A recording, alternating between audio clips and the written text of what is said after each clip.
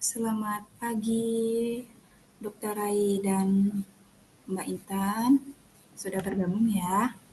Ya, selamat pagi, Dokter Ray dan Ibu Intan. Selamat pagi. Selamat. Ya, kita masih nunggu beberapa peserta. Mungkin kita akan bisa mulai 2 menit lagi ya, dokter? Ya, baik. Saya ikut. Siap. Selamat pagi, Bu Intan.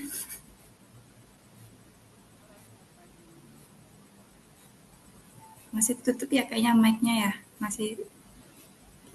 Pagi. Ya. Baik.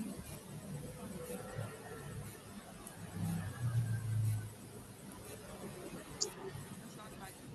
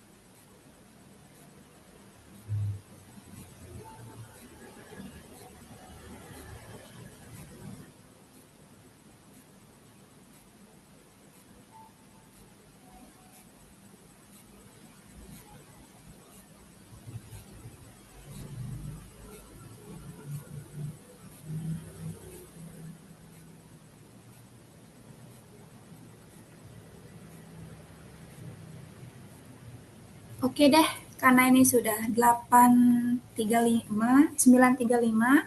sorry, 9.35 kita bisa mulai ya acaranya pagi kali ini. Selamat pagi teman-teman semua. Boleh saya minta untuk teman-teman pesertanya membuka kamera supaya kita tidak merasa sendiri gitu ya.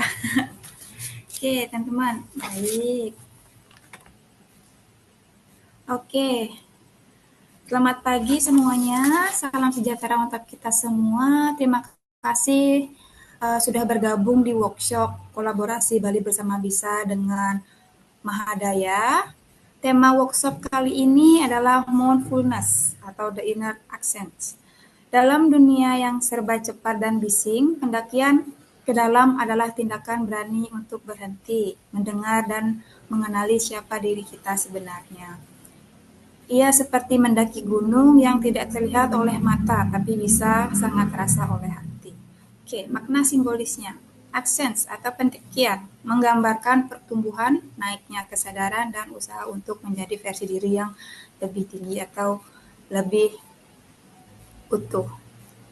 Inner atau dalam menunjukkan arah ke dalam, bukan mengejar di luar, tapi menemukan keutuhan dari dalam.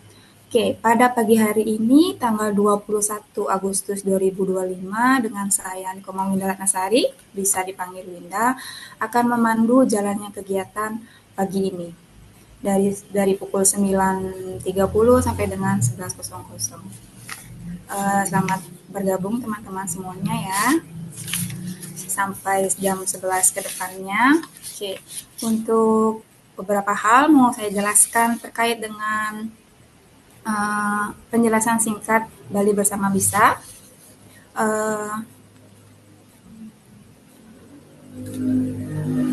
Bali Bersama Bisa merupakan yayasan yang memberikan pelayanan kesehatan mental gratis untuk orang-orang yang membutuhkan. Dibentuk dari gabungan 10 NGO dengan misi yang sama-sama membantu orang yang membutuhkan pelayanan mental gratis di Bali dan di Indonesia. Bali Bersama Bisa atau biasa disingkat BBB memiliki layanan seperti Bisa Helpline, kemudian asesmen awal, konseling, psikolog, psikiater, well-being program, group support yang biasanya terdiri dari women support group atau men support group gitu ya. Jadi nanti masing-masing teman-teman bisa bergabung sesuai dengan gendernya juga seperti itu, atau ada juga NA gitu ya, animus apa ya Pak Pagi. Terus ada art terapi dan masih banyak lagi. Jadi sini banyak banget ada kegiatan di Bali Bersama Bisa. Jadi teman-teman jika ingin bergabung silakan bergabung, dan ini kita gratis layanannya. Jadi bisa dimanfaatkan sebaik mungkin. Oke, dengan mengikuti workshop ini teman-teman bisa membantu berdonasi untuk kelangsungan layanan Bali Bersama Bisa. Oke, untuk teman-teman yang masih belum berdonasi nih, bisa berdonasi melalui link di bawah ini.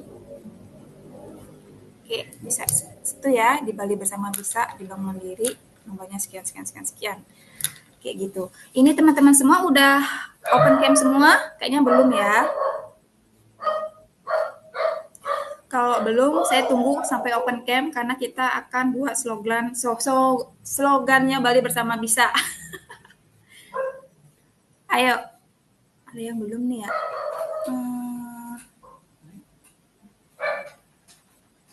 Ada yang udah buka nih ya?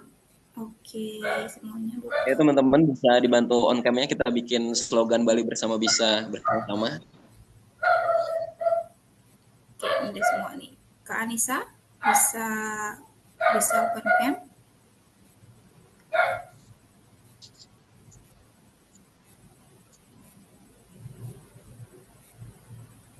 Oke, udah kali ya Kak ya? Udah semua ya Kak ya? Kak Rian.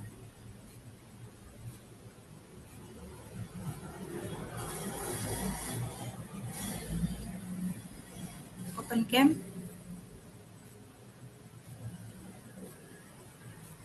Udah semua? Oke. Oke.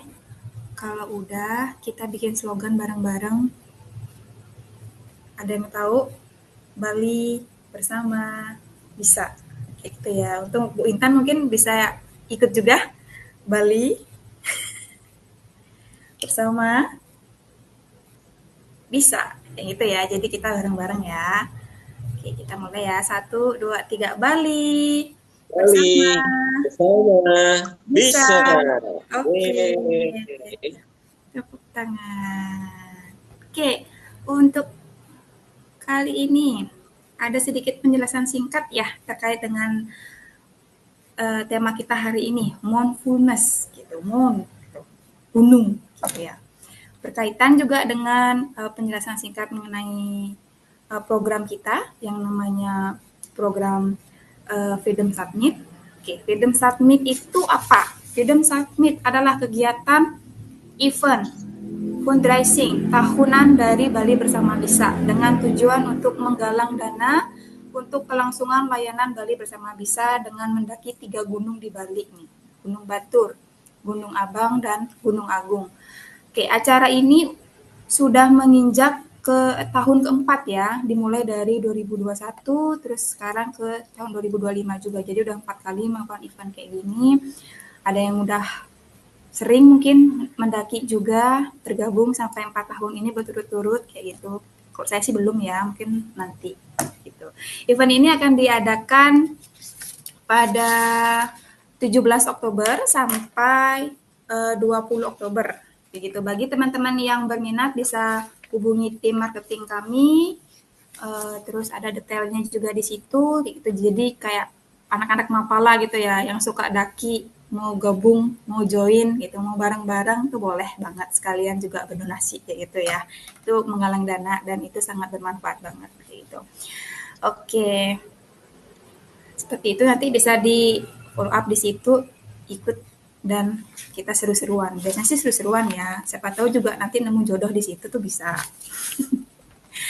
Oke, untuk sesi kali ini kita nggak usah lama-lama ya, kita langsung ke inti aja. Berhubung waktunya juga mepet, jadi kita langsung ke acara utama. Untuk event hari ini kami punya 2 pembicara nih. Gitu.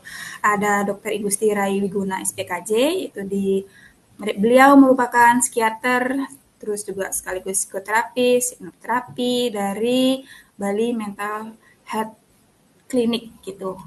Salam kenal Dr. Rai gitu. Oke. Halo. Halo, oke. Beliau merupakan Head Indonesian Psychiatry Denpasar Bans, terus juga Indonesian Psychiatry Associate di PDSKJI. Oke, apa itu ya singkatannya dok? Mungkin nanti dokter bisa jelasin ya.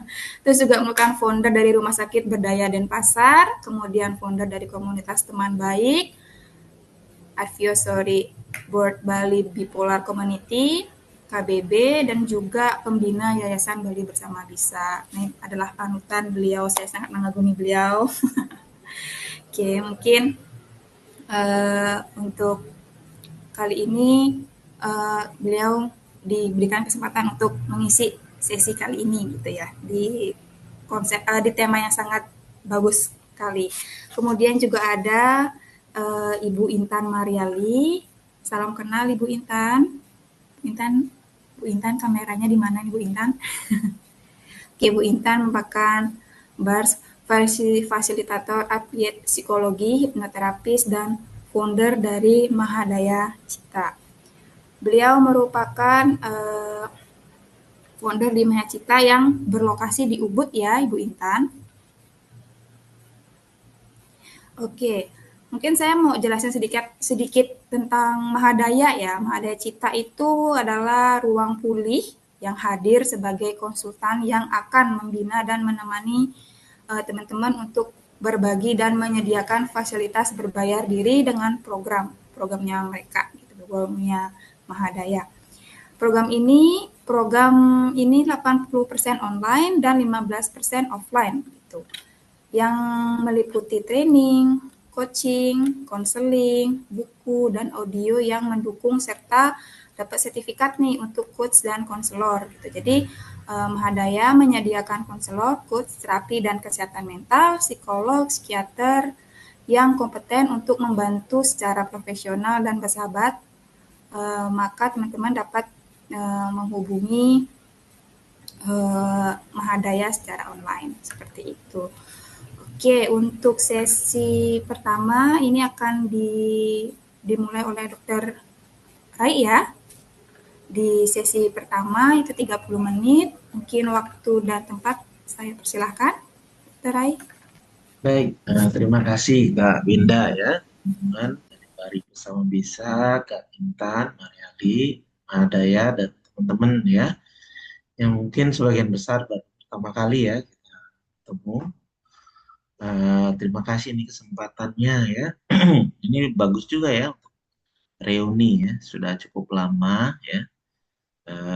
Kak Intan ya, kita lama nggak ketemu kayaknya, sudah lama nggak kolaborasi juga ya, mungkin dari acara ini ya kita dipertemukan kembali nih oleh Bali Bersama Bisa.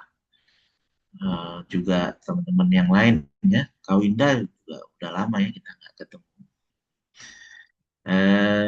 Ya, acara kali ini tadi udah disampaikan mindfulness ya, dan Bali Bersama Bisa juga apa namanya sedang bersiap ya untuk acara tahunan yaitu Freedom Summit ya, penggalangan dana ya dengan mendaki gunung. Saya nggak tahu, saya menyapa teman-teman yang di sini ada yang punya pengalaman mendaki gunung nggak ya? Saya lihat ada Kak Anissa, Kak Ayuni, ya, Kak Farida, Rahma ya. Siapa lagi nih? Saya lihatnya ya.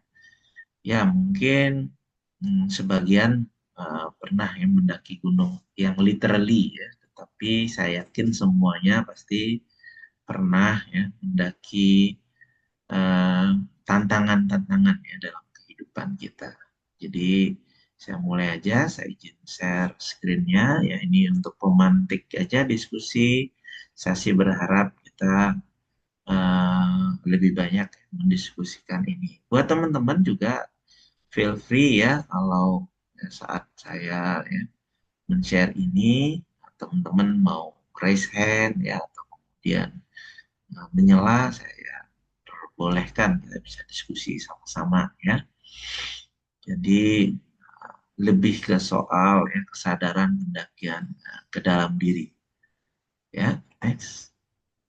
Jadi kalau kita ya membuat metafora sebetulnya jadi menarik ya kalau kita dalam kesempatan ini ya merasakan kembali. Jadi kalau kehidupan kita atau minimal ya hari-hari terakhir ini adalah sebuah landscape ya batin, gimana ya kondisinya sekarang? Apakah seperti Rinjani ya yang sangat menantang ya, atau seperti Gunung Agung ya yang pasca meletus ya berapa tahun yang lalu ya, 3 tahun yang lalu mungkin. Itu kemudian ada jalur-jalur baru ataukah yang sudah tenang ya, seperti kalau di Bali ada gunung yang sangat tenang, Gunung Batu Karu ya, dan ataukah yang lain ya. Akhir-akhir ini juga mendaki gunung ini jadi aktivitas yang begitu populer ya rasanya dalam 2 tahun terakhir. Kita bisa membayangkan ya landscape batin kita seperti gunung yang mana nih ya. Jadi kalau kita ya memetaforakan gunung ini ya sebagai simbol perjalanan batin ya, itu lebih ke soal melambangkan perjalanan ke dalam diri yang membutuhkan kesadaran ya, ketekunan dan keberanian. Sebelum saya mulai, saya mau cerita dulu ya pengalaman pribadi saya yang cukup menarik ya. Kurang lebih sebulan lalu atau 2 bulan lalu, saya reuni dengan teman-teman kuliah saya. Ya, kami pernah mendaki Gunung Rinjani 20 tahun yang lalu, 4 bulan itu.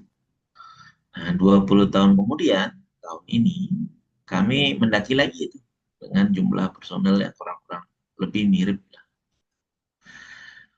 Uh, Pasti banyak ya kecemasan. Wah, kita kan bukan yang dulu lagi nih, dan sebagainya ya. Apakah mampu? Kemudian pas ya seminggu ketika kami ingin berangkat, ada mungkin teman-teman tahu juga viral ya beritanya tentang apa namanya tragedi yang menimpa wisatawan asal Brazil ya. Dan tepat ketika kami naik, ya, jenazahnya turun di evakuasi. Tentu banyak ketakutan ya, kemudian antara senang kita reuni, tetapi ada ketakutan, kecemasan bahwa kita bukan orang yang 20 tahun yang lalu yang bisa menikmati perjalanan itu dan sebagainya. Kemudian ini bisa juga jadi sebuah refleksi diri ya. Bagi yang punya pengalaman mendaki gunung, awalnya kita berpikir bahwa yang kita nantikan adalah foto ketika di puncak ya. Foto ketika kita berada di puncak, senang rasanya ya, flexing dan sebagainya. Tapi makin ke sini ketika kita mulai mendaki gunung, sebenarnya yang kita nikmati bukan berada di puncak gunungnya, tetapi perjalanannya ya. Uh, ada kisah lucu misalnya baru cuman belum juga nyampe pos 2 kita sudah mau aduh capek sekali dan sebagainya, pengen berhenti ya. Kenapa juga kita akhirnya mau memutuskan untuk mendaki gunung ya, ada rasa penyesalan gitu ya. Kemudian ada juga di trek di mana kita bisa benar-benar menikmati ya sambil ngobrol dengan teman ya yang seperjalanan dan sebagainya. Nah, ini juga menandakan ya refleksi di dalam diri kita. Mungkin kita pernah menghadapi banyak tantangan sebelumnya, tetapi pernah juga mau menyerah, tapi kita tetap bisa melanjutkannya. Gitu. Nah, kalau kita lihat ini refleksi dari diri saya sendiri, gitu. Jadi lebih banyak ya peta perjalanan itu kalau kita dari luar ya ke dalam, kalau kita ya, lambangkan sebagai naik gunung, kalau naik gunung itu seringnya yang di bawah itu adalah hutan yang lebat, ya, kemudian mulai sabana, ya, kemudian mulai ya, dataran yang tandus, dan sebelum puncak biasanya adalah yang paling apa namanya menantang. Ya. Nah, kalau kita lihat dari luar ke dalam, ya bagaimana perjalanan ini bukan soal naik gunung, tetapi perjalanan dari luar diri kita menggeser fokusnya ke dalam. Belakangan ini tekanan sosial, ya, hustle culture, ya. Dalam sebuah podcast ya dengan seorang ya ini juga orang yang banyak membantu ya Bali Bersama Bisa, itu mereka ketawa ketika kita bilang di Bali itu hustle culture, karena mereka pikir ya bagi wisatawan kita adalah orang yang santai saja, ya nggak juga. Pekerja pariwisata ya itu juga hustle culture sebenarnya, yang dilayani ya tidak hustle, ya, tetapi makin ke sini tekanan sosial, kemudian mungkin berkah berkah atau apa namanya eh, justru bencana ya dari pandemi itu adalah setelah masa pandemi kita hampir seluruh kantor kemudian punya chat grup ya kantor 24 jam, di mana kadang-kadang harus ya membalas ya tiap pekerja membalas di jam 11, di jam 2, respon time di mana. Kadang itu memberikan keleluasaan bagi atasan untuk memarahi kalau lama tidak menjawab. Mereka lupa bahwa itu adalah ya masa-masa istirahat. Kemudian media sosial ya menjadi standar kesuksesan ya, berapa follower, berapa yang share dan sebagainya, itu menjadi validasi dalam diri kita berupa validasi eksternal, dan ya itu kadang-kadang ya kita rasa bertentangan dengan nilai diri kita yang otentik, ya. Nah, bagaimana kita menggeser fokus itu dari pencapaian materi dan pengakuan publik itu lebih ke kedamaian batin dan pemahaman diri yang lebih mendalam. Jadi kalau disandingkan dengan pengalaman naik gunungnya, sebenarnya yang saya paling syukuri dari naik gunung kemarin ke Rinjani adalah saya pemakai salah satu apa namanya yang sinyalnya tidak bagus, jadi saya bisa escape 3 hari ya tanpa sinyal. Ternyata itu juga hal yang baik ya, dalam hal diri saya memahami diri saya lebih dalam. Kemudian kalau kita bicara ya naik gunung ini juga bisa kita simbolisasikan bagaimana kita naik di dalam ladder of awareness ya, tahap-tahap ya kesadaran kita. Ini saya ambil ya, kalau di sambil kita apa namanya kontemplasi ya teman-teman saat ini berada di tahap yang mana. Seringkali yang saya temui adalah tidak menyadari ya, tidak menyadari bahwa kita punya pilihan-pilihan. Dari sekedar bahwa ya gimana nggak gemuk, nah, tiap hari ada rapat dan ada nasi kotaknya, ya kan? Nah, gimana nggak stres karena atasan selalu seperti ini dan sebagainya. Seakan-akan kita nggak punya pilihan, bahwa kita autopilot itu masih di tahap ya di pos 1 lah ya. Kemudian beberapa orang mulai aware terhadap dampaknya. Oh ya, saya ternyata berat badan jadi naik. Oh ya, saya jadi tidur jadi berkurang. Oh ya, ketika bangun pagi jadi saya kurang segar.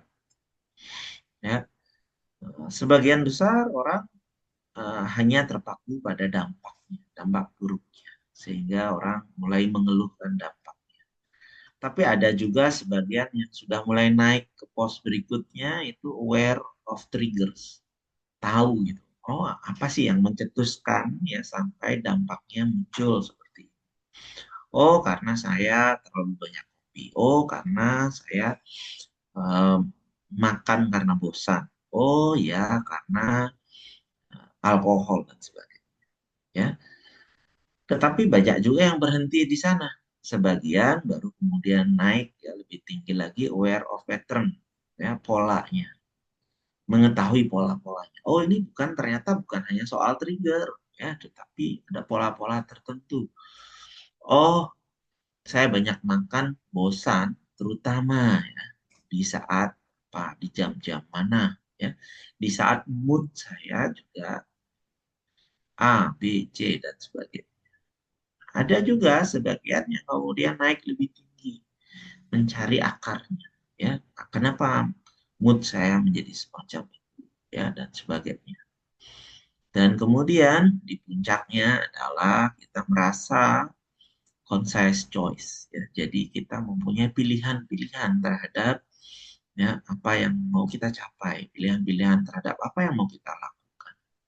Bahwa tidak ada pola-pola otomatis ya sebenarnya yang menyebabkan diri kita menjadi lelah, terpuruk. Next. Nah, kalau kita lihat lapisan-lapisan yang kita daki, bisa juga ya kalau kita lihatnya seperti ini. Ya, di bawah mungkin kita banyak yang mengalami luka dan bayangan. Banyak orang berhenti di sini. Tetapi ada juga yang bisa mengolah itu, mengolah luka dan bayangan, trauma, sisi gelap diri kita, itu menjadi sebuah harapan, makna. Jadi banyak orang biasanya berhenti dengan kesan. Begitu banyak orang salah paham, mampu menangkap kesan, tetapi tidak bisa menangkap pesan dari hal-hal yang terjadi dalam diri kita. Nah, di tahap 2 kita bisa menangkap pesannya, yang menggali nilai, mimpi, dan tujuan hidup yang lebih dari sekadar target dunia. Dan kemudian kita bisa mengolahnya lagi menjadi sebuah cahaya dan keutuhan, menemukan sumber daya batin kita, kekuatan resilience, ya, dan rasa cukup di dalam diri kita. Next.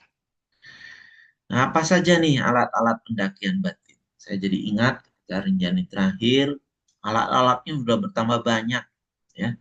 Sudah ada trekking pole ya, yang ketika 20 tahun yang lalu kayaknya nggak ada deh, kita cuma ambil kayu yang kita temui ya saat itu.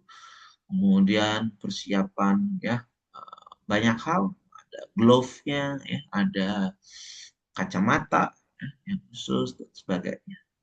Ada makanan yang kita siapkan. Nah, alat pendakian batin itu beberapanya diantaranya adalah hal ini ya. Ini cukup populer sekarang, banyak yang membuat journaling reflection. Kita bisa menulis untuk memahami dan memproses pengalaman batin, mencatat perjalanan pendakian kita. Kemudian ya kita bisa melakukan cognitive reframing, yang mengubah cara pandang terhadap rintangan, melihatnya sebagai kesempatan untuk bertumbuh. Jadi melihat tanjakan itu sebagai hambatan ataukah itu menjadi tantangan yang mengembirakan, itu tergantung cognitive reframing kita. Kemudian tentu kita bisa menjalani hal itu kalau kita punya self compassion, memperlakukan diri kita seperti sahabat yang memberikan pengertian dan kelembutan saat menghadapi kesulitan. Dan ketiga hal itu tidak akan bisa kita lakukan kalau kita tidak punya mindful awareness, melatih hadir penuh pada momen sekarang ya, dan merasakan setiap langkah dalam pendakian batin tanpa terburu-buru. Kapan sampainya, kapan pos berikutnya. Nah, jadi kebiasaan saya dan teman-teman malah kita nggak search ya soal jalur-jalur pendakiannya. Kita mempercayakan juga, kita biasanya mengajak guide. Nah, jadi baik juga ya alat-alat ini kita gunakan dengan pendampingan kalau rasanya sulit ya, kita punya pendamping dalam pemulihan. Tantangan-tantangan di jalur pendakian ini bisa macam-macam ya. Biasanya ada godaan pola lama, kecenderungan untuk kembali ke kebiasaan dan pola pikir yang sudah nyaman, meskipun kita tahu itu tidak sehat ya. Kemudian ada ketakutan akan kesunyian, rasa takut menghadapi kesunyian batin, apa yang mungkin kita temukan di dalamnya ya. Buka bawangnya mungkin akan ada lebih banyak air mata ya. Itu kadang-kadang menakutkan ya untuk dan tekanan eksternal ya. Ekspektasi orang lain yang membuat kita ingin kembali mengejar validasi eksternal daripada kenyamanan ya, atau kebenaran di dalam diri kita. Lalu tentu membicarakan pendakian tidak membicarakan titik puncak dan integrasi tentu tidak lengkap. Jadi dalam hal ini ya, mindfulness puncak bukanlah akhir dari perjalanan, melainkan justru titik di mana kita mulai memandang hidup dengan perspektif baru. Dari ketinggian ini kita dapat melihat pola hidup kita dengan lebih jelas ya, dan membuat keputusan yang lebih selaras dengan diri sendiri. Dan itu juga bisa berupa integrasi. Jadi berarti bahwa kesadaran yang kita peroleh dari pendakian batin dalam kehidupan sehari-hari menciptakan harmoni ya, antara dunia dan dunia luar. Ketika kita berada di puncak, kita bisa melihat pemandangan lebih jelas, kita bisa melihat juga ya perjalanan-perjalanan kita ya, dari pos 1, pos 2, pos 3, pos 4. Nah, bagaimana ya suasana kebatinan kita saat itu. Dalam pemulihan juga bisa berarti yang sama ya. Dan tentunya pengalaman yang kita dapat dari yang mendaki puncak itu akan sangat berguna menimbulkan ya, resiliensi baru ya, di dalam diri kita. Seperti saya pulang dari Rinjani ya, ada banyak hal baik ya. Kemudian bisa ya, dalam perjalanan kehidupan saya. Next. Jadi praktik mindfulness itu bisa kita lakukan, bisa macam-macam ya di pagi hari ya, pasti sudah cukup nyaman ya dengan meditasi, kesadaran napas, bisa deep breathing exercise, bisa siang ya tidak mindful di tengah aktivitas ya, bukan hanya makan siang tetapi otak kita juga butuh ya jeda yang mindful. Kemudian sore bisa refleksi singkat ya ketika kita pulang kantor ya tentang momen-momen yang bermakna, dan di malamnya bisa journaling ya reflektif dan afirmasi. Ini praktek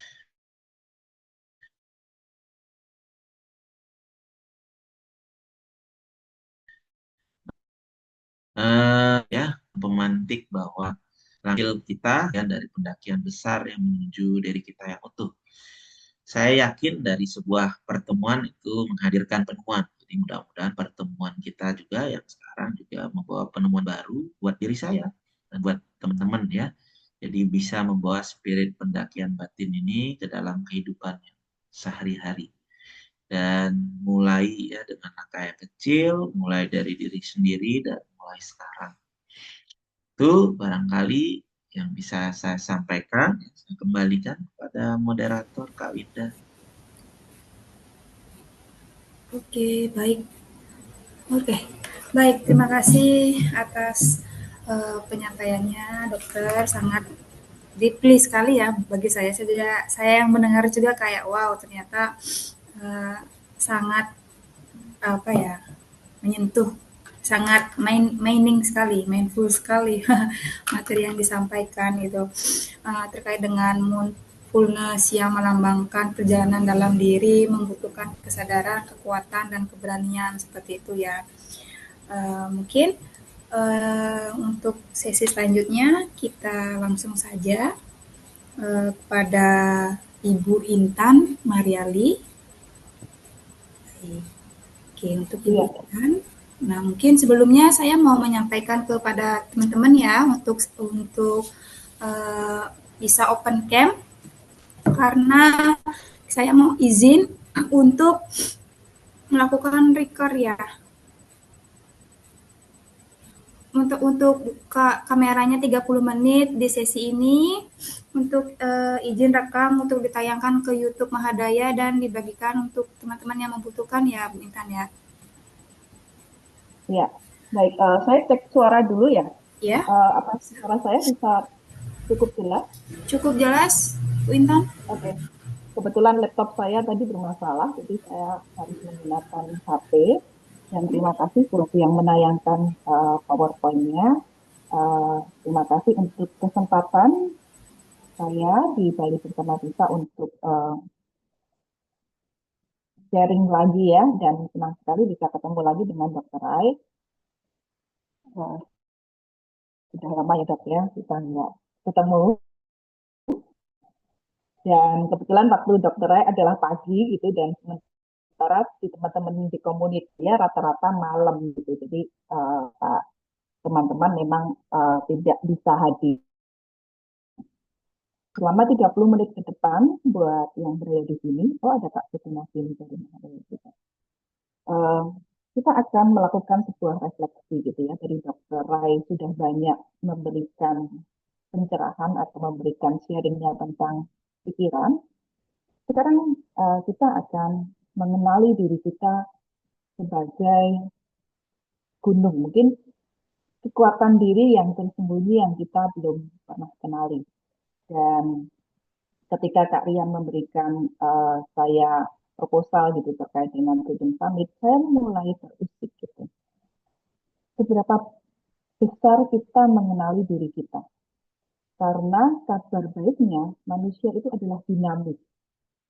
Kabar baiknya kita itu bertumbuh. Kabar baiknya kita bisa berubah. Dan seberapa banyak kita mau menemani diri kita terhadap perubahan-perubahan itu. Oke, next.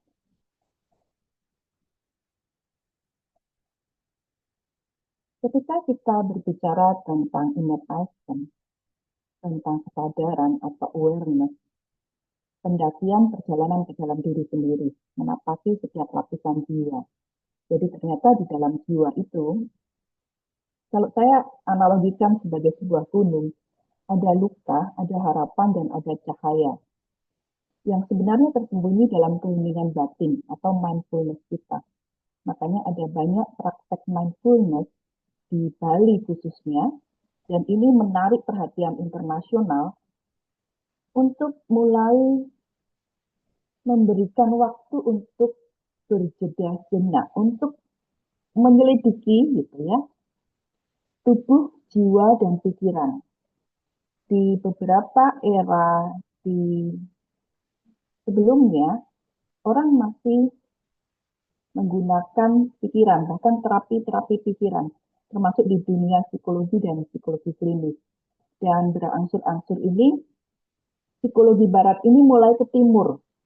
Jadi beberapa retreat-retreat yang saya hadirin sebagai narasumber adalah mereka ingin belajar tentang perspektif psikologi timur gitu. Dengan meditasinya, dengan mindfulness-nya gitu. Itu membawa saya juga ke sebuah perjalanan di 5 tahun ke belakang gitu ya. Ketika saya mulai pindah ke Bali, saya mulai penasaran nih dengan kenapa sampai setiap orang di seluruh dunia ini datang ke Bali. Apa yang menarik dari Bali? Dan Bali mengajari saya begitu banyak. Termasuk ketika saya dari Denpasar dan sekarang saya tinggal di Gianyar, saya tinggal di desa gitu ya. Desa terbaik di dunia gitu ya.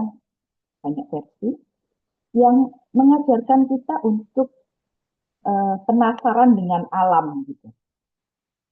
Pertanyaannya adalah seberapa banyak kita terkoneksi dengan alam gitu. Mungkin bagi teman-teman di Bali dengan doanya, dengan persembahannya melalui bunga dan sebagainya.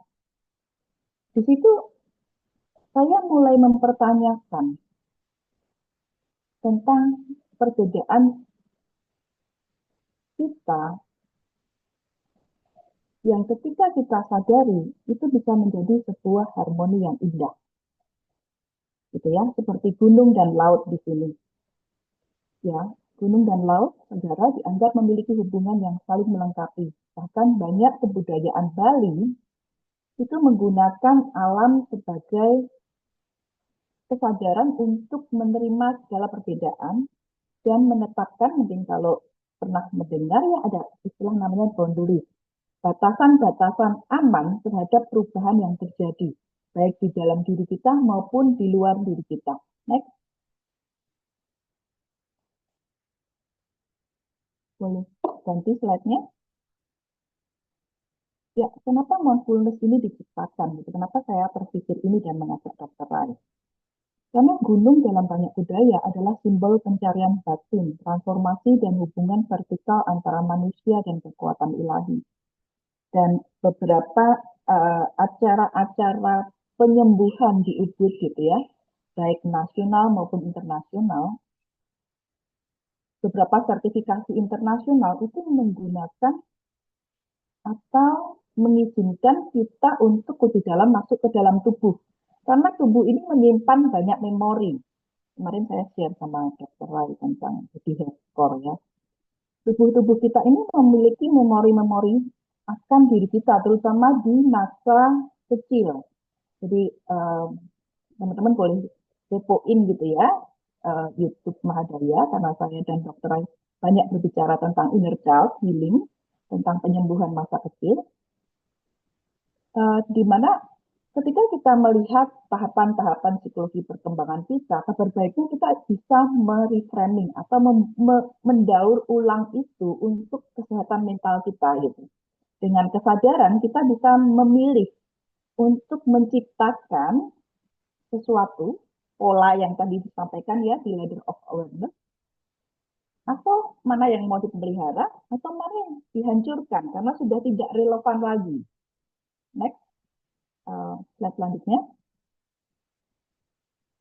Kalau kita lihat dari pembelajaran tentang Perhita Karana, ini bagus sekali yang saya belajarin gitu ya, terkait dengan psikologi timur juga gitu ya. Di mana orang datang ke Bali karena kekosongan hatinya terhadap Sang Pencipta, yang harmoni with God. Di mana kekosongan hatinya terhadap orang-orang yang mungkin bergesekan dengan dirinya.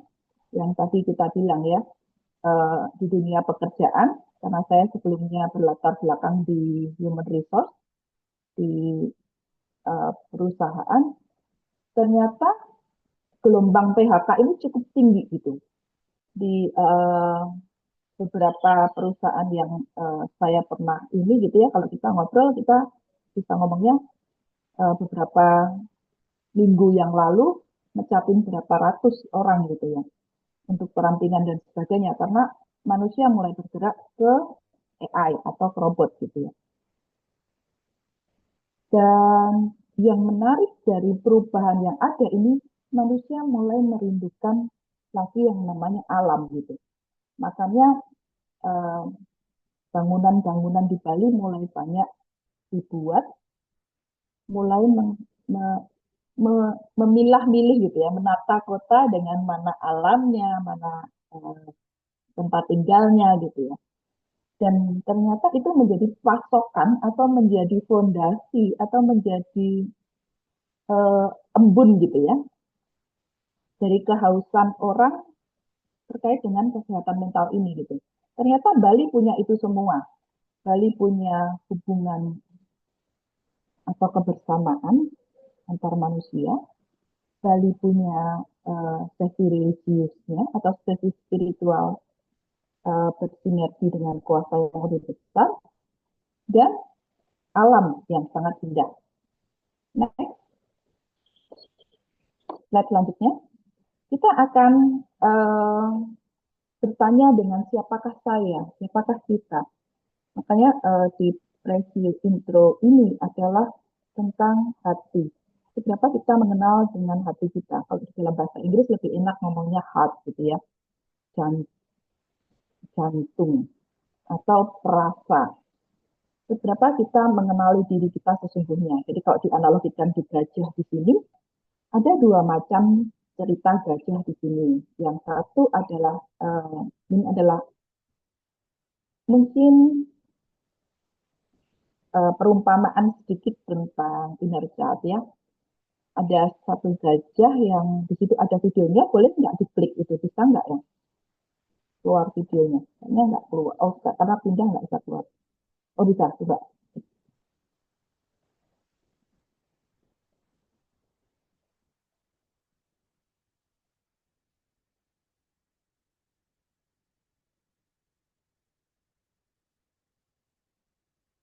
Oke, kita lihat di situ ya ada gajah dan buaya. Di mana kalau kita lihat sepertinya buaya itu lebih kuat daripada gajah. Tetapi seorang ayah atau seorang bapak yang dapat mempercayai anaknya begitu kuat, ternyata melahirkan anak-anak yang kuat. Dan sementara itu ada gajah dengan tali gitu. Ketika gajah kecil itu ditali sampai besar, dia pikir tali itu mencegahnya untuk menjadi kuat gitu. Nah, pertanyaannya kita di mana ini? Saya adalah seorang yang mempercayai perubahan, mempercayai bahwa perubahan itu bisa membuat saya menjadi lebih besar, atau ternyata kita masih dikungkung oleh tali itu, ya. Dan untuk mengidentifikasi perubahan kita selalu perlu untuk sadar terhadap jantung kita atau hati kita gitu. Kita mau deg-degannya seberapa gitu. Kita mau memilih stres-stres hidup kita, stres negatif ataupun stres positif gitu. Kalau stres positif dia akan membangun, tapi stres negatif akan menghancurkan diri kita. Dan pilihan hidup kita itu yang akan merubah kenyataan kehidupan kita. Next, slide selanjutnya. Nah, apa sih perbedaan mindfulness dan awareness gitu ya? Tapi kita berbicara tentang level of awareness, mengenali energi gunung batin di dalam diri. Tadi Dr. Rai sudah sampaikan tentang conscious choice gitu, pilihan sadar. Nah, di dalam kesadaran ada yang namanya ketidaksadaran dan anti kesadaran. Jadi akhirnya kita tuh sebenarnya tidak pernah bermasalah dengan orang lain, kita tidak pernah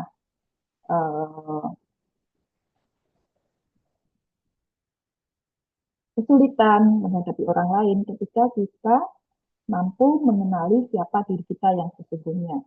Karena nanti akhirnya bagaimana kita bereaksi, ya oh aku lagi marah nih gitu. Aku mau marah sebesar apa gitu. Aku mau meledakkan itu sebesar apa gitu. Kalau kita gunung ya contohnya. Kalau kita menjaga atau mendengarkan tubuh kita berbicara. Jadi tubuh ini adalah sensor terbaik untuk memberikan batasan dari apa yang ingin kita ciptakan di dalam kehidupan. Nah, mindfulness adalah praktek atau proses psikologi seseorang sadar berjaga dan perhatian terhadap proses kognitif, emosi, serta pengalaman somatis dengan meningkatkan kemampuan non-judgmental dan penerimaan dengan tanpa menghakimi. Jadi mindfulness ini levelnya hanya mengamati, menggunakan itu. Sementara awareness memberimu sebuah ruang di mana kamu tidak mungkin melewatkan apapun gitu. Awareness membawa lebih dari sekadar kehadiran dengan pikiranmu, tetapi juga dengan jiwamu dan tubuhmu. Dan dengan kesadaran, kamu memiliki pilihan. Jadi, ketika saya masuk lebih banyak ke movement meditation atau meditasi bergerak gitu, ternyata tubuh saya ini menyimpan banyak sekali ketakutan gitu.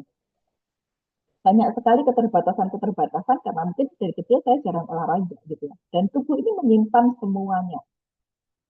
Tapi ketika kita memiliki pilihan yang lain, oh oke, gitu, ubud dengan energi seninya, tubuh bisa berubah gitu, jiwa bisa berubah, pikiran bisa berubah. Next, slide selanjutnya. Kenapa orang menolak atau melawan kesadaran atau resist awareness? Kenapa perubahan itu sulit gitu? Karena perubahan itu menghasilkan shock gitu ya, menghasilkan satu benturan yang sangat amat keras.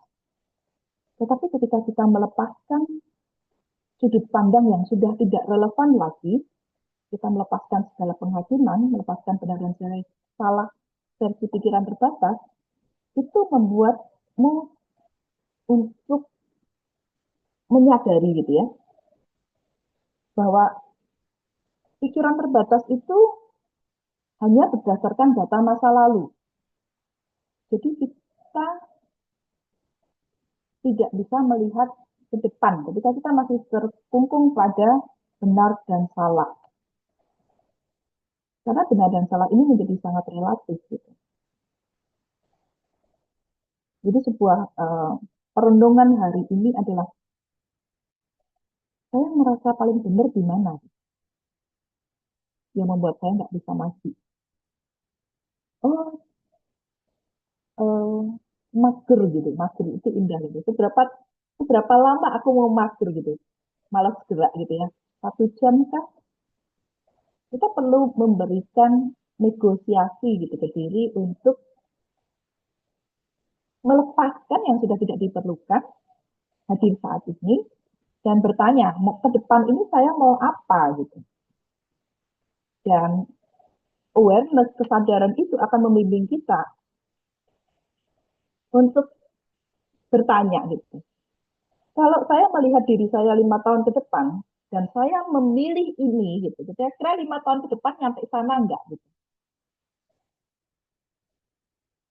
Jadi kalau saya mager kayak gini terus gitu ya, misalnya, kalau saya memilih sakit jiwa ini terus gitu, atau tidak mengizinkan batasan atau apapun itu pilihan-pilihan kecil, 5 tahun ke depan saya menuju yang saya mau enggak gitu. Jadi kadang-kadang fokus kita kepada yang tidak kita mau, bukan kepada yang kita mau. Selanjutnya, nah kita akan belajar lebih dalam dan masuk tentang gunung ya. Dan ini adalah Gunung Agung. Saya jadi penasaran gitu, gimana saya bisa belajar tentang gunung ya. Kita tadi ngomongin tentang luka, harapan, dan cahaya. Gitu. Gunung ini seperti kita, punya tubuh, jiwa, dan pikiran. Dan pikiran dan jiwa ini, atau yang kita bisa kenali dengan emosi atau emotion, energi yang bergerak di dalam tubuh.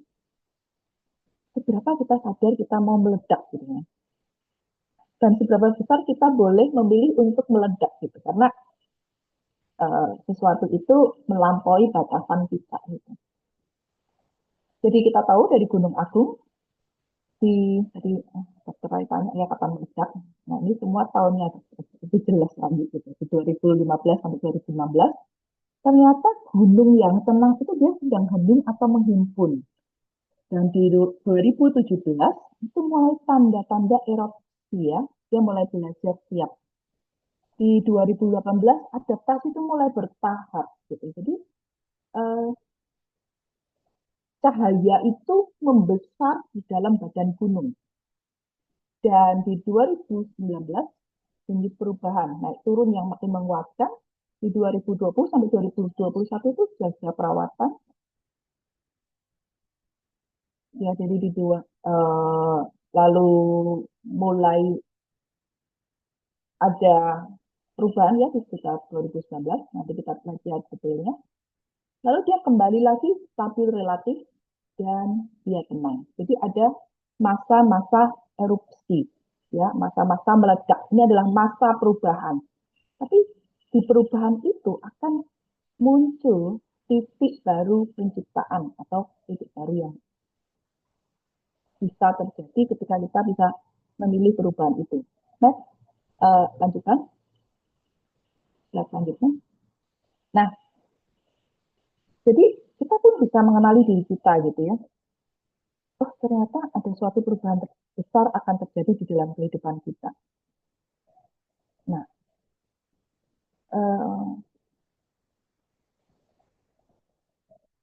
ada saatnya terjadi puncak gelombang perubahan besar. Ada letusan abu yang kalau dari gunung dia mengganggu penerbangan. Nah, ada masa kritis di mana kita ketika menyadari memilih berubah, mungkin kita perlu beradaptasi. Ya, lalu ada suatu letusan besar, ya kayak misalnya perpindahan tempat, atau perpindahan teman-teman hidup, atau teman hidup gitu ya. Ini ada di 2019. letusan episodik gitu ya, lalu mereda. Nah, di situ ada sebuah pesan bahwa dinamika hidup kadang berupa denyut gitu ya, jantung kita. Dan di sini kita benar-benar berlatih kelenturan emosi kita. Ya, saya suka menggunakan maupun meditasi gerak untuk menyadari ada perubahan ini dan bagaimana kita perlu untuk berhenti sejenak, mengamati dan memilih dengan amat sadar. Kalau saya begini 5 tahun ke depan, apa sih yang akan saya ciptakan dengan pilihan saya ini?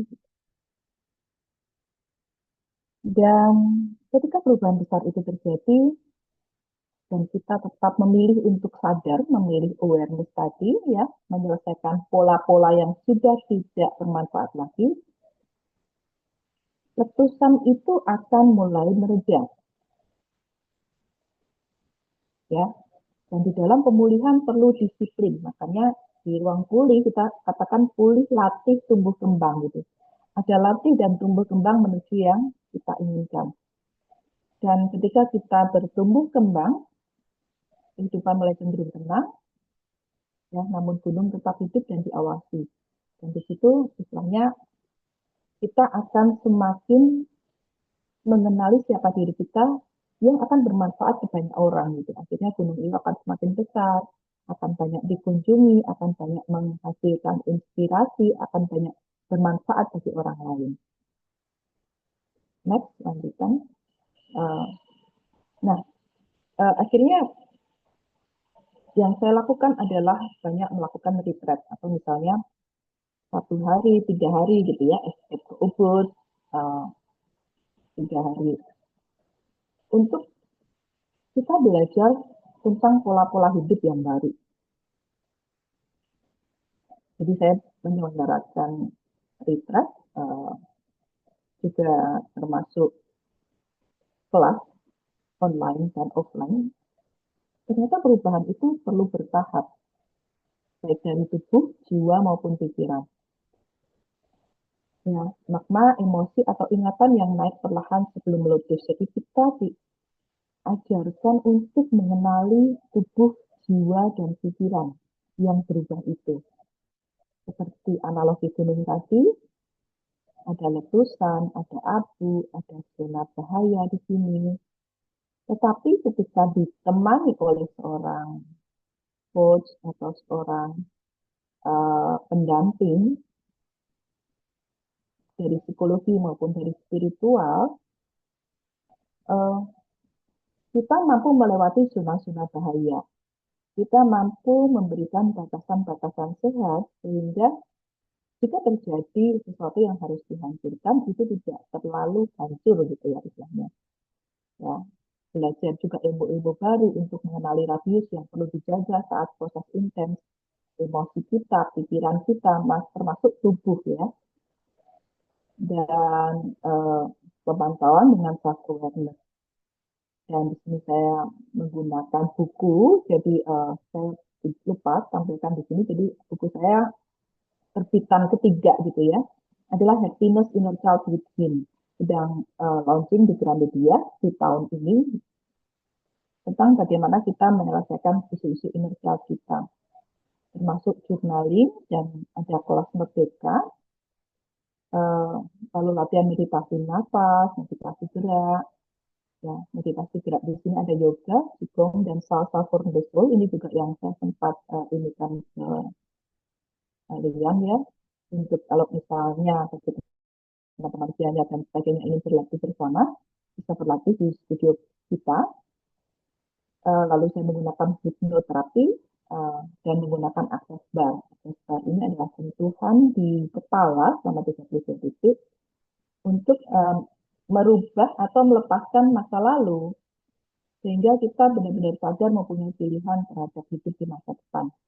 Jadi saya bicara itu kayak alat seismograf batin gitu ya, mengenali gunung-gunung kita, memberikan ledakan yang lebih lembut, supaya ada ruang sehingga kita lebih siap untuk ke masa depan.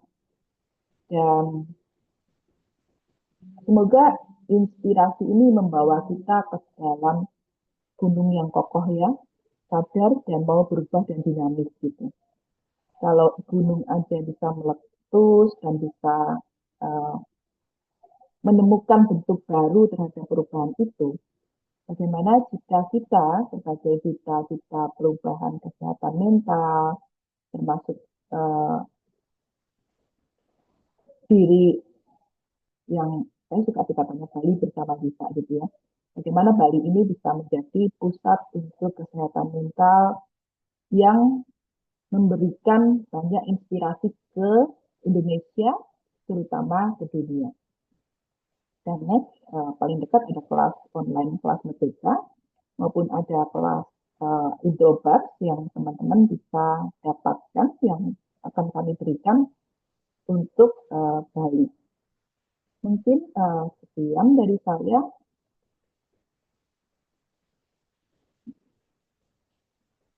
Dan untuk menutup gitu ya, saya mengambil dari tulisan daripada Carl Gustav Jung. Beliau adalah psikologi barat yang ke timur, dan bagaimana dia menemukan bahwa ketika kita masuk ke dalam diri, ketika kita bersatu dengan kekuatan yang maha besar itu, mengenali alam, kita akan memudahkan diri untuk pencerahan gitu ya. Ya, kita bisa melihat lebih jernih visi kita gitu ya. Visi kita akan benar-benar jernih hanya ketika kamu masuk ke dalam hatimu. Siapa yang melihat keluar itu bermimpi, tetapi siapa yang melihat ke dalam dia bangkit atau pencerahan, mengalami pencerahan. Dan semoga sesi Freedom Summit ini bukan sekadar pendakian gunung gitu ya, tetapi bisa menjadi juga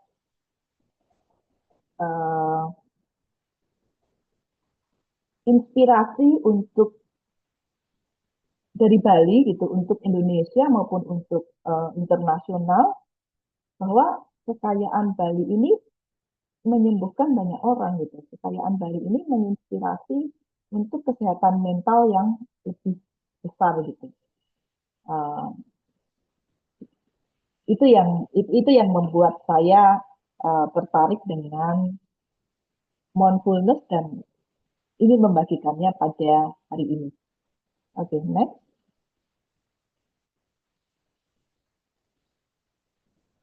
Satu kelas lagi kayaknya. Ya, ini ada kelas Merdeka dalam Jeda. Saya dengan sahabat saya yang menulis buku Happiness Inner Child Within. Ini bukunya nggak sempat saya taruh tadi. Ada 3 sesi online yang akan membantu kita untuk melepaskan, mengamati emosi, melepaskan, dan membuat kita menuju ke masa depan. Dan ada satu lagi kelas baris intro juga saya belum sempat ini yang akan saya berikan untuk Bali bersama Dita untuk kesehatan mental di Bali. Oke, terima kasih untuk waktunya, dan terima kasih buat semuanya yang sudah mempercayai saya untuk sesi ini. Oke, baik. Terima kasih Bu Intan atas materi yang sudah disampaikan. Sangat bermanfaat sekali. Ya, saya menyimpulkan sedikit, mungkin kayak dengan kita bisa melatih mindfulness ini dapat menjaga keharmonisan hubungan dengan Tuhan juga gitu ya, dan konsepnya itu sangat saya cukup baru pertama kali dengar ternyata konsep mindful ini juga berkaitan juga dengan Trihita Karana gitu ya, dan itu sangat luar biasa sekali. Kemudian mungkin kita bisa lanjutkan ya, karena waktunya juga nih pas 30 menit. Kita akan ke sesi tanya jawab bagi teman-teman yang mau bertanya nih seputaran materi. Ada yang mau? Silahkan open mic-nya. Oke, Oke, Kak Sinta ya. Silakan Kak Sinta pertanyaannya. Oke, selamat pagi Kak Winda dan teman-teman. Terima kasih atas kesempatannya. Nah, ini adalah topik yang sangat menarik sekali untuk saya sebagai anak muda yang terkadang FOMO dengan ajakan naik gunung. Nah, saya memiliki dua pertanyaan di sini. Yang pertama, dalam konteks psikologi, bagaimana mindfulness saat mendaki bisa membantu mengelola rasa takut, cemas, atau lelah di jalur pendakian? Lalu yang kedua, bagaimana praktik mindfulness dapat mengubah cara seseorang memahami aktivitas mendaki, bukan hanya sebagai olahraga fisik, tapi juga sebagai perjalanan batin. Terima kasih.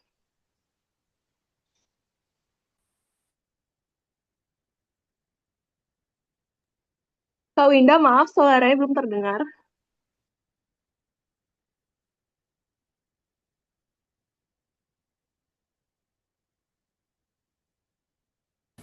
Oke, terima kasih atas pertanyaannya. Kita punya maksimal 3 pertanyaan ya. Jadi gimana enaknya nih Bu Intan dan Dokter, mau ditampung semua atau mau langsung dijawab? Dijawab dulu aja. Oke, Satu-satu. silakan.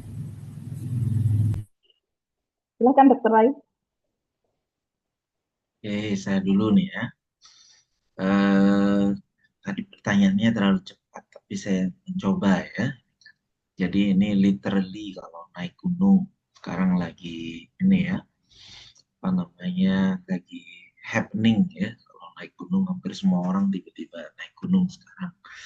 Itu gimana ya mengatasi kelelahan, apa namanya, cemas ya, dan sebagainya. Jadi eh, apa namanya, naik gunung ini sebagai contoh yang baik ya, dalam kita melalui kehidupan gitu. Seperti tadi saya katakan dari pengalaman pribadi itu, kita itu dalam kehidupan seringkali itu nggak sabar gitu dengan prosesnya. Selalu ingin tahu hasil. Kalau saya kuliah ingin tahu kalau tamat bagaimana ya. Kalau nanti saya sudah tamat ingin tahu kalau kerja gimana. Kalau sudah kerja ingin tahu gajinya berapa, sukses atau enggak. Kemudian orang jadi berpikir kalau hasilnya enggak sesuai keinginan, mending enggak usah aja. Kan itu tuh pikiran otomatis kita. Dan di gunung itu enggak bisa demikian, ya. Saya sudah membuktikan ketika kita riset, nih, ya. Oh ketinggiannya ya, 2300 mdpl. Ya. Ada jalur ini dari pos 0 ke 1 seperti ini, pos 1 ke 2 seperti ini. Nah, ketika kita menjalani, kita hanya akan membandingkan antara pengetahuan kita dengan apa yang kita jalani. Dan itu biasanya justru ya memberikan kecemasan. Ya, itu sebagai panduan baik, tapi tidak ya setiap langkah kemudian kita bandingkan dengan pengetahuan kita. Pasti akan ada kejutan-kejutan ya, yang baik ya, kalau kita perspektifkan baik itu bisa kita nikmati. Jadi langkah demi langkahnya lah ya, yang kita nikmati ya, pandangan ya yang bisa kita lihat di sekeliling kita ya, atau cerita ya dengan teman. Biasanya deep talk kalau kita pergi ya dengan sahabat-sahabat itu perbincangannya yang tidak biasa ya, apa namanya, perbincangkan kalau kita di warung kopi gitu. Jadi lebih di sana. Nah, kemudian fokus pada nafas ya. Itu nggak ada yang nyuruh nyuruh deep breathing exercise seperti kalau naik gunung itu eh, jadi deep breathing exercise ya. Karena kita sambil mengatur langkah ya, kemudian eh, jadi body scan, ada istilah kan kalau kita di psikologi body scanning itu dengan sendirinya kalau naik gunung kita juga body scanning ya, seluruh ya ketegangan di otot yang kita rasakan ya itu juga eh, otomatis ya kita juga akan rasakan ya. Kemudian entah kenapa ketika kita naik gunung biasanya pikiran kita tuh mengembara gitu, mengembara ke yang dulu sekarang ya. Nah, kemudian apa namanya, itulah yang kemudian jadi bahan deep talk kita ya dengan kawan-kawan. Pada akhirnya kita kehabisan pembicaraan ya, dan kemudian sunyi ya, hanya dengan diri kita ya, ada apa yang mau kita lakukan ya. Dan entah kenapa kita tidak, akhirnya setengah perjalanan kita tidak lagi ya menginginkan puncak, tidak pernah lagi membayangkan puncak itu seperti apa ya, karena ternyata perjalanan itu sendirilah yang.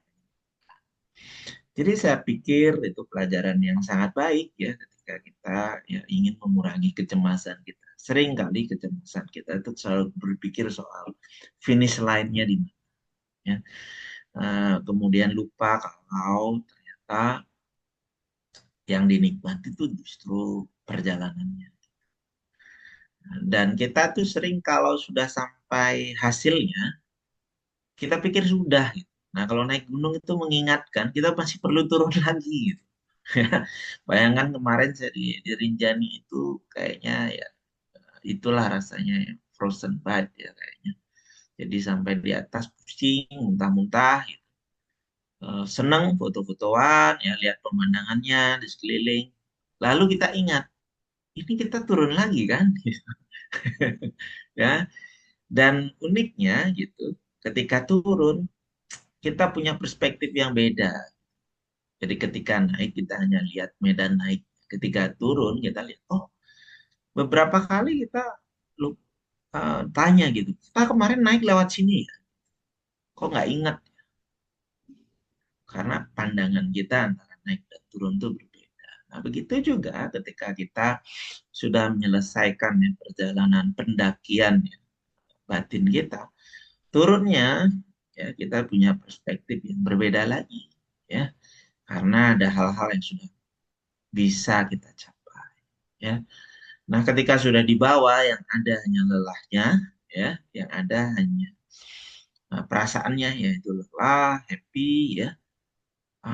Kalau ditanya yang mana yang paling menyenangkan, di track mana yang paling menyenangkan ya, kita akan menjawab seutuhnya ya, nggak ada track akhir yang menyenangkan kalau nggak ada track awalnya ya, nggak ada track turunnya kalau nggak ada pendakiannya. Nah itu sebenarnya menjawab ya semua hal tadi. Dan pada akhirnya ya mungkin kita bisa share foto-foto ya di media sosial, mungkin kita ini. Tapi kita paham di dalam diri kita yang paling penting bukan itu, tetapi apa yang kita rekam dalam perjalanan. Saya yakin teman-teman pasti pernah mengalami hambatan dalam kehidupan kita, dan yang kita lihat bukan lagi ya yang kita share di media sosial, tapi apa yang kita tertanam di dalam diri kita, apa yang kita dapat maknai ya dari perjalanan kita. Itu sih barangkali deh yang bisa saya jawab, mudah-mudahan membantu. Baik, untuk Sinta sendiri bagaimana, pertanyaannya sudah dijawab? Oke, thank you dokter. Mungkin dari Ibu Intan ada tambahan mungkin? Iya, yang saya pelajari gitu, ketika kita tadi ngomongin tentang cerita karana ya, ada Tuhan, ada kita dengan sesama, ada uh, dengan alam. Uh, Perjalanan ke alam itu selalu membawa saya pada sebuah perjalanan tubuh, mungkin tadi istilahnya body scan ya. Oh ternyata saya itu punya tulang, saya itu punya persendian, saya itu punya otot. Gitu. Pertanyaannya adalah seberapa siap kita dengan otot kita, seberapa siap kita dengan tulang kita, seberapa siap kita dengan persendian kita. Gitu. Makanya Hidden Summit memberikan 3 macam gunung gitu. Kamu siap di mana gitu. Dan itu sebetulnya adalah latihan dari sebelum-sebelumnya kita nih, tubuh kita biasa bergerak enggak gitu. Kalau kita biasa bergerak, kita biasa mengangkat beban, kita biasa terus latihan kardio, itu akan lebih mudah. Yang tadi saya bilang gitu, tubuh itu menyimpan banyak memorinya, dan perjalanan ke gunung ini memberikan oksigen yang cukup besar untuk kita memproses atau melepaskan yang sudah tidak diperlukan lagi, istilahnya gitu ya. Dan supaya tidak cemas, ya lakukan persiapan, ya pelajari gitu. Dan teman-teman ya, komunitas di mana kita nanti tidak ada lagi yang kita bisa bicarakan kecuali ini gunung ini supaya nyampe ke atas gimana gitu. Akhirnya komunitas yang membangun atau teman-teman yang sevisi, setujuan, ini akan menjadi sesuatu cara untuk mengurangi kecemasan itu. Gitu.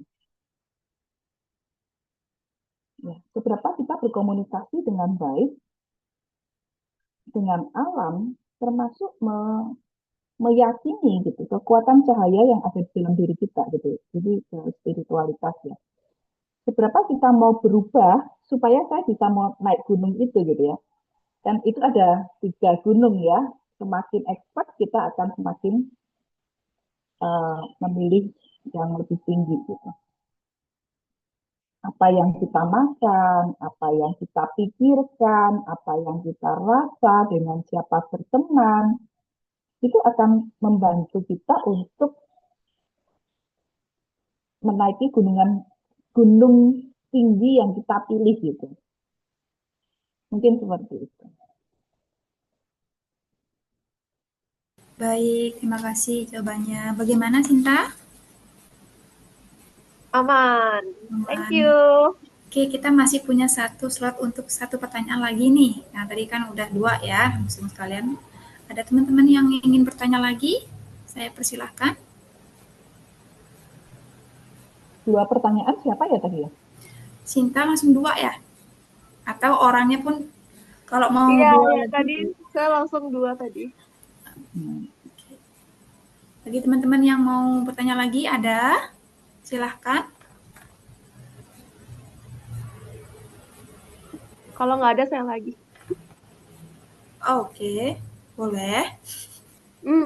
Saya tadi tertarik yang sempat dokter mention tentang body scanning. Mungkin bisa dijelaskan lebih lanjut mengenai body scanning. Ya. Ya, terima kasih Sinta ya. Sinta atau Adelia nih? Sinta Adelia. Oke, ya. Yes. Jadi Sinta Adelia, jadi ada beberapa praktek mindfulness ya yang bisa kita ya lakukan supaya kita bisa aware ya dengan diri kita tanpa penghakiman. Nah, itu seringkali kita aware sama diri kita tapi dihakimi dengan benar salah ya, dengan baik atau buruk, dengan kurang lebih ya. Jadi ini sebenarnya praktek mindfulness ini kan diambil dari timur tadi ya.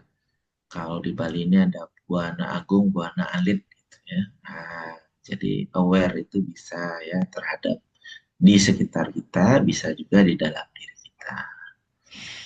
Tapi tanpa penghakiman. Jadi bisa kalau deep breathing exercise kayaknya udah lebih populer ya, bagaimana menyadari nafas kita ya. Kemudian kalau ini body scanning ya bukan dengan alat ya, CT scan, tapi dengan pikiran kita ya, merasakan apa sih yang terjadi dari ujung kepala sampai ujung kaki kita. Satu ya dari kepala apa yang kita rasakan ya, di otot ya, entah denyutannya, entah apa rasa yang kita rasakan atau suhunya yang kita rasakan ya, tanpa label. Wah ini saya capek, itu label. Oh ini saya berkedut nih. Biasanya pikiran kita langsung otomatis, oh sakit saya. Oh detak jantung saya cepat nih, berarti saya sakit.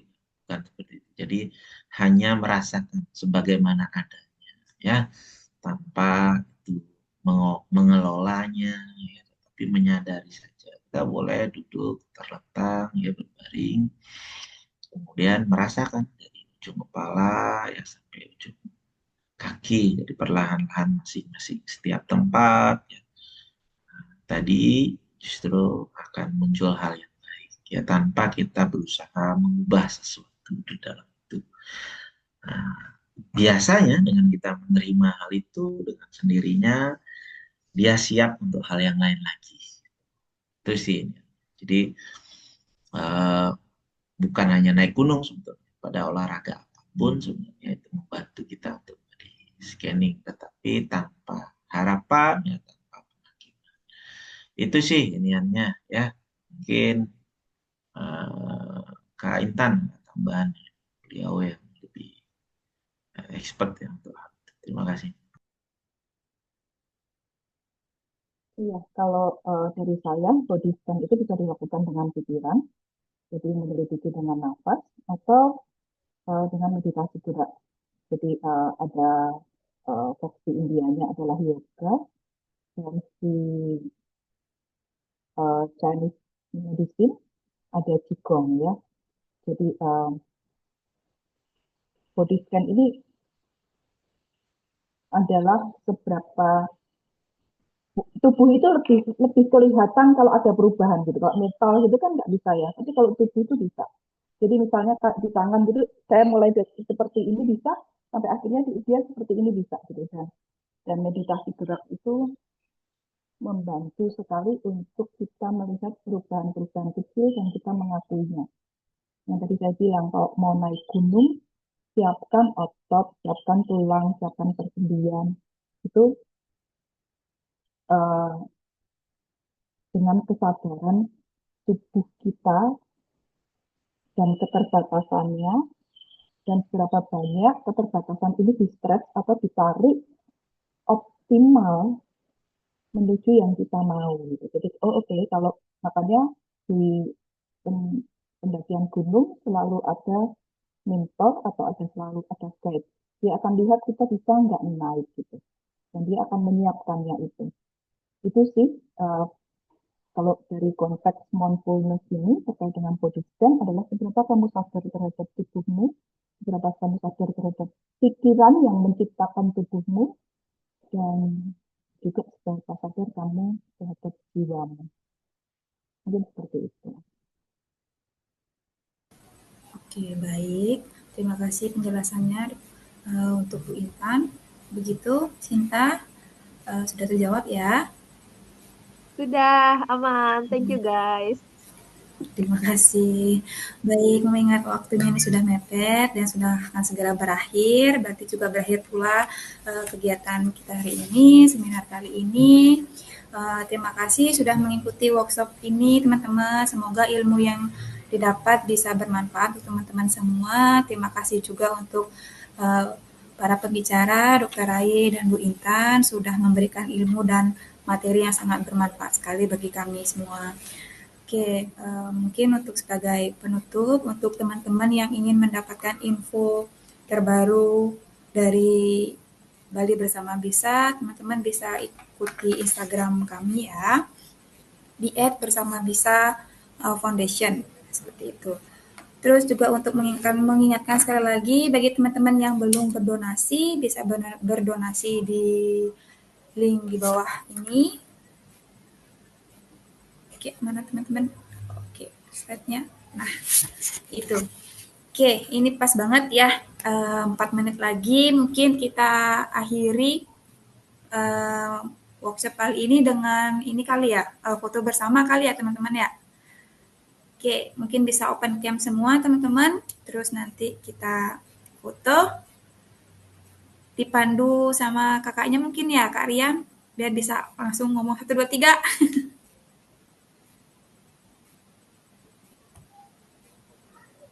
Oke, sudah open cam semua nih. Udah ya? Udah? Ya, teman-teman, saya ulangi lagi ya untuk slogannya, yaitu Bali Love Bersama Bisa. Oke, semua bareng-bareng ya. 1, 2, 3. Bali bersama Bisa. Oke. Thank you. Terima kasih untuk semuanya.